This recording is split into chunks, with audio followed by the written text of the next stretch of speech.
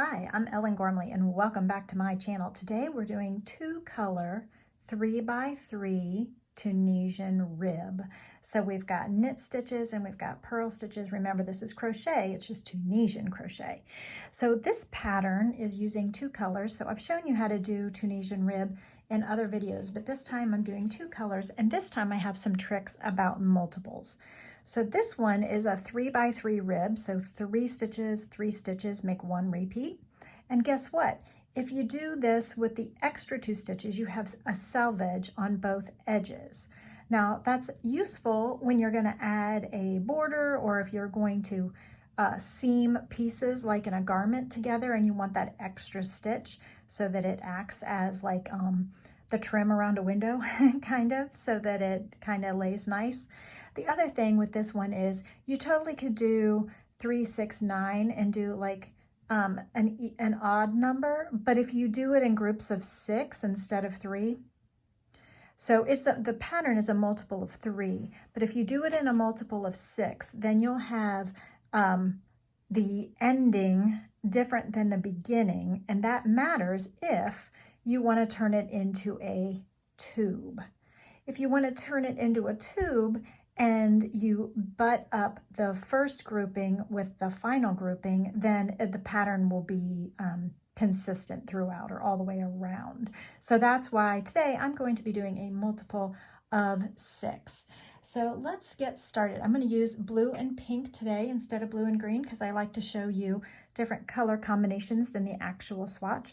I'm going to chain a multiple of 6 plus 2. So with my handy dandy, I think this might be a J Tunisian. It's actually a double-ended hook, but I'm using it for Tunisian crochet today. And a slip knot on my hook. I'm going to chain 1, 2, 3, 4, 5, 6, 7, 8, 9, 10, 11, 12, 13, 14, 15, 16, 17, 18, a multiple of 6, plus 1, 2. Now, for this 2-color pattern, we will make the foundation row in the first color. The blue is my color A today, so I'm picking up a loop in the second chain from the hook, and then the back ridge of each chain all the way across. So this traditional first foundation row is very traditional, the same as you've always done, nothing special about it. Let's go ahead and keep moving across. I have some tips for you so that you remember how to do the colors, but also this video is useful for just doing color changes in general with Tunisian. Move my notes to the side there. Hello to all my new followers and subscribers. I greatly appreciate you being here. I do take suggestions. Please check out all of the playlists. There's quite a few now. There's quite a few. If you need to learn how to read crochet patterns, traditional ones or Tunisian ones, symbol diagrams, all of that, there's help on my channel. So welcome, sit a spell, hit play all, and join us. Thank you so much for being here. So I now have all of my loops loaded up on my forward pass of row 1. Now here's the first tip for changing color or doing this 2-color pattern. Every time we return pass or bind off the stitches, we're using a new color. So the colors can stay on that end of the hook. You don't even have to put a slip knot on this end if you don't want to. I did not for this green one. I did not put a slip knot, and the end just hung off the side here. No big deal. I just weave that in later. So you don't even need a slip knot on the second color.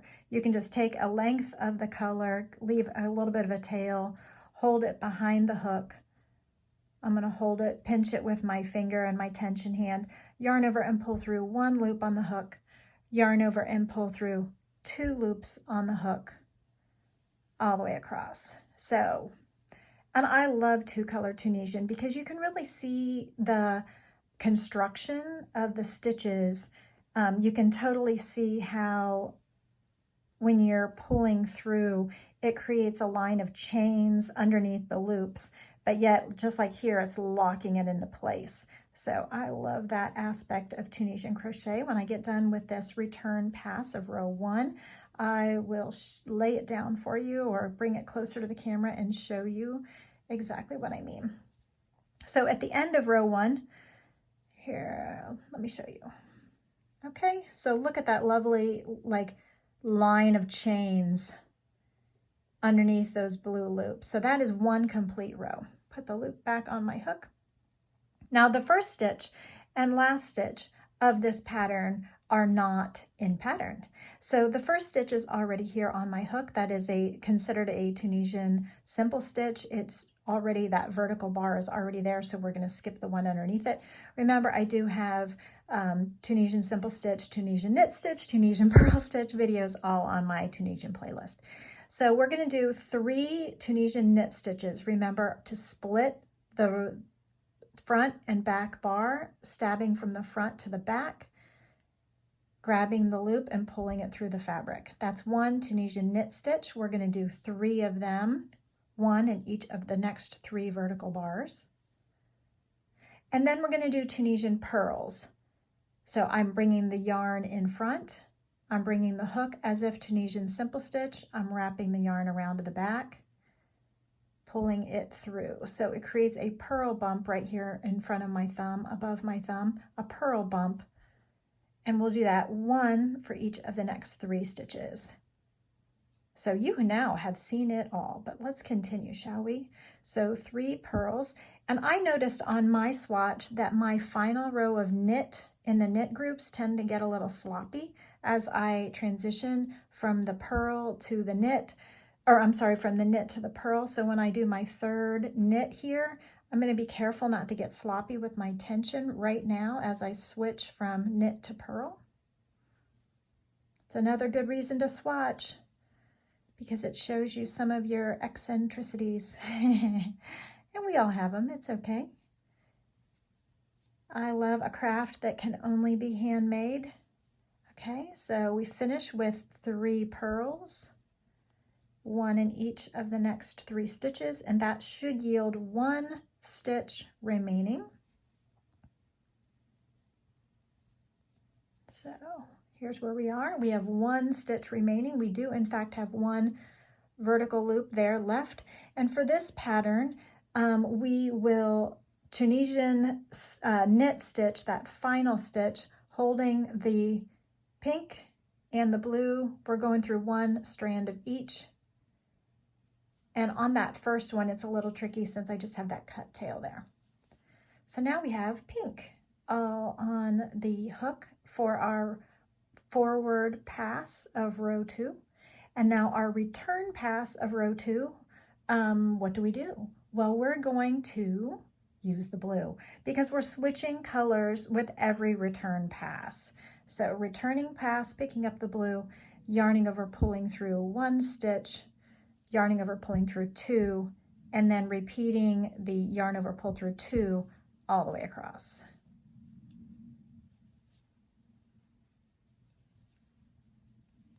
I love Tunisian crochet. It is so rhythmic and relaxing.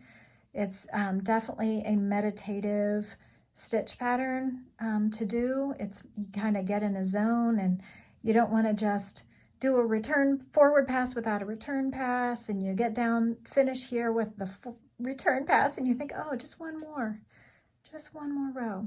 So here's row 1 and 2, establishing the pattern. Now, when we do a forward pass, every time for this pattern, when we do a forward pass, we're keeping the same color. So forward passes, you're maintaining the same color. Return passes, so I have my yarn over here on this side of my table because that's when I'm going to grab the yarn over there. Okay, so remember the first stitch doesn't count. It's a selvage edge, and so it's already on our hook, and we do nothing with it. We're going to Tunisian knit stitch for 3, 1 in each of the next 3 stitches. Then we're going to Tunisian purl. So we're knitting in the knits, we're purling in the purls. So if you're a knitter, that will make sense to you. It is a 3x3 rib, so 3 of one and then 3 of the other, 3x3. And that completes the repeat of 6, the multiple of 6 that we're using. So 3 more knit. So can you see the difference here? Hopefully you can see the difference.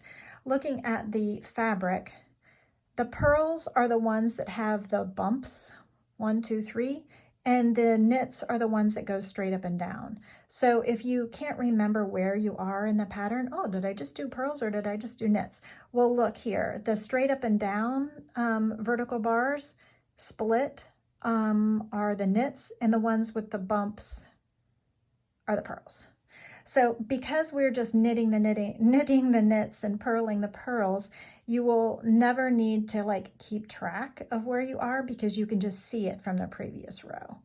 We're not turning rows at all like traditional crochet. We're staying all on the right side of the fabric. Okay, so we're getting there. 3 purls. And then let's look carefully at that edge, selvage, Tunisian knit stitch at the end as well. Okay, so the final stitch after the last 3 purls, and we're just kind of holding those edges carefully. The vertical bar here, the pink vertical bar, we're going to go underneath it, and also so that we're also catching a strand of blue. So we're splitting that just like a Tunisian knit. So the last stitch as if to Tunisian knit. And we're grabbing 1 of each color when we do that. So here is the forward pass of row 3. The pattern is slowly starting to emerge. Like right here, I can see the knit rib, and here's the garter or the purl background, and then another knit rib. So hopefully you're starting to see it. Now I'm going to pick up another color. I've dropped the blue, meaning just leaving it hang. I'm going to pick up the pink, tension it with my hand, and yarn over with the second color through just 1 loop on the hook, then yarn over and pull through 2 loops on the hook all the way across. Let's do a few more rows, and then I actually did something a little bit different for this bind off than I normally would have because I played around with it and decided the one that I liked the best, and I'll show you so that you don't have to play around with it. I've already done the work for you. So in general, I do always like to bind off in pattern, which means bind off knits as if they were knit and bind off purls as if they were purls. Okay, so we're going the forward pass of row 4. Remember, with a forward pass, what do? Nothing special on the forward pass. We're keeping the same color. So there's 1 stitch already on the hook. We're going to knit the next 3. 1, 2. Remember, we're splitting the front and back bar, stabbing the hook through the fabric to the back and grabbing a loop and pulling it up. That's the knit stitch. The purl stitch, the next 3, I pull it to the front, insert my hook as if to Tunisian simple, wrap the yarn around the bottom into the back. That's what makes the purl bump. Grab the yarn, I hold it with my thumb and pull it through. So the purl is more difficult. You may find that your tension is different on the purls than on the knits. I find that to be true for me. So the only way to compensate for that really is to just be careful. So I know when I do my last knit of a grouping that my next one tends to be a little sloppy. So I'm tightening up that tension just a little bit on that first purl stitch. And I only know that because I swatched. And swatching just tells you so much. So that's why we do it. So now I'm knitting a few more, 1, 2, 3 exactly, and purling 3, 1, 2. And I do use my tension hand a lot here for the purls, don't I? 3. And then to show you that final stitch carefully one more time, here's the vertical bar of that last stitch, the blue. I'm going to split it as if to Tunisian knit and making sure that I grab both colors, 1 strand of each, and pull up a bar. Okay, so on the return pass, we change color. Yay, drop the pink, pick up and tension the blue, pull the pink snug, just carefully engage with everything else, yarn over, pull through 1, yarn over, pull through 2, all the way across. See, it's so much fun. We're already finishing, what is this, row 4 now? So fast. Tunisian crochet is so fast. The return pass is so fun. Yarn over, pull through 2, yarn over, pull through 2. It absolutely is a merge of knit and crochet, and it's yields a really cool fabric, and it's just a lot of fun. Okay, so here we go. We're really getting there now. Let's do one more row across, forward and back. So remember, nothing special here. We're gonna just skip that first vertical bar because it's already on our hook, and do 3 knits. We're knitting the knits. Give myself a little more slack. We're purling the pearls. And then after this row, I will show you how to bind off.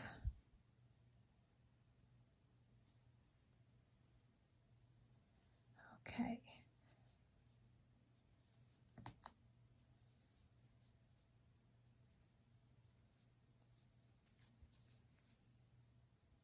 A little ASMR with the sound of my hands with the yarn. Sorry about that. Okay. At least it's not the click, click, clicking of knitting, although that doesn't really bother me either. Don't split the yarn. There you go. And the final purl and the final stitch, I'm going to find the vertical bar. Here's the pink one. I'm going to insert as if to knit stitch from the front to the back and make sure and grab a pink and a blue, one of each color, and up. Okay, so we will return pass with the new color. Make sure that final stitch is tidy by holding it snug, yarn over and pull through 1, yarn over, pull through 2, yarn over, pull through 2, all the way across. And I think you can finally see the pattern really forming now. So after this return pass, I will show you where we are, and then we'll do the bind off together.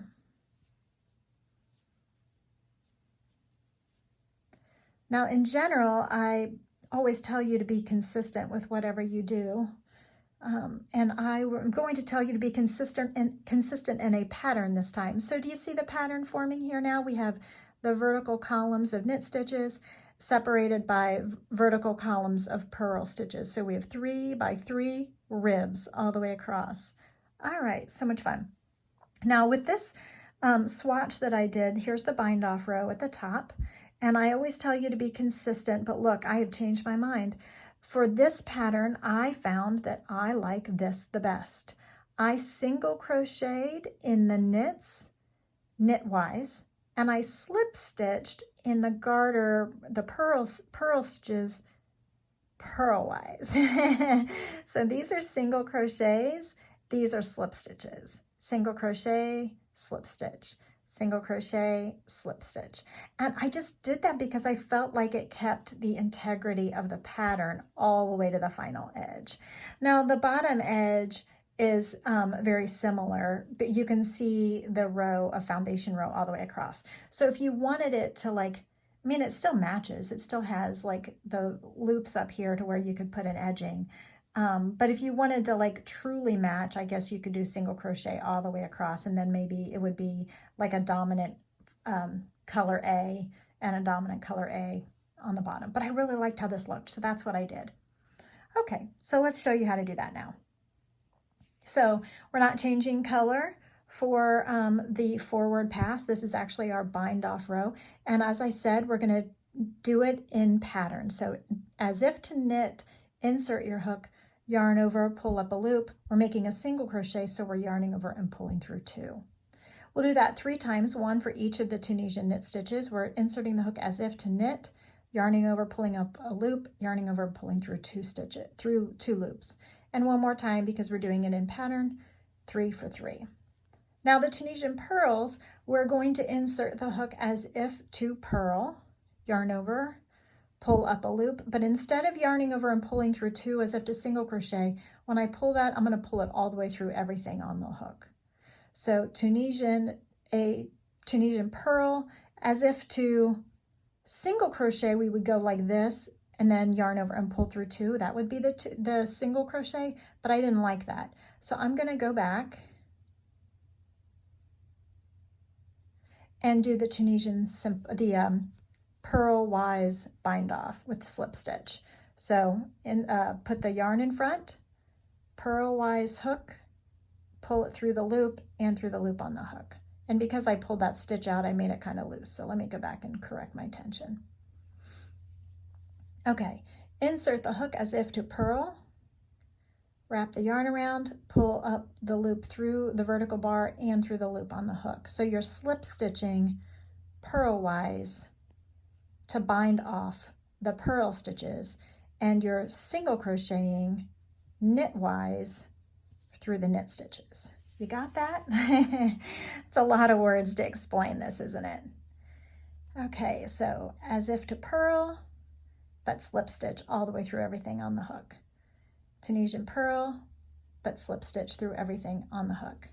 Tunisian purl, slip stitch through everything on the hook, and then Tunisian knit with a single crochet, the added step of yarning over and pulling through 2 loops on the hook. Okay, and this is my last chance, so I'll show you slowly. Insert the hook as if to knit, yarn over, pull up a loop, yarn over, pull through 2 loops on the hook. Okay, and then purl. These are my last chances to purl to show you. So we're inserting the hook as if to purl and then pulling the yarn through everything on the hook. And then remember that final stitch was knitwise. So we're going to insert the hook knitwise, yarn over, pull up a loop, yarn over, pull through 2 loops on the hook. And that is the bind off for the 2 color 3x3 rib. Now what I'll do is cut this final pink, put the cut tail through the loop and pull tight, and then this other working yarn, the blue yarn down here that I abandoned a while ago, I'm just going to cut 3 to 4 inches, and then I'll weave it in when I weave in my ends. So the ends will only be on this side of the piece because that's the only side that I changed color, and then here we are. And then because it's a 6 multiple of 6, my pattern is an even thing, so if I tube it, it will be a consistent pattern rather than 2 columns of knit next to each other or 2 columns of purl next to each other. I hope you know what I'm trying to say, and I hope you've enjoyed this Tunisian video. Please come back for more videos. Thank you. Bye.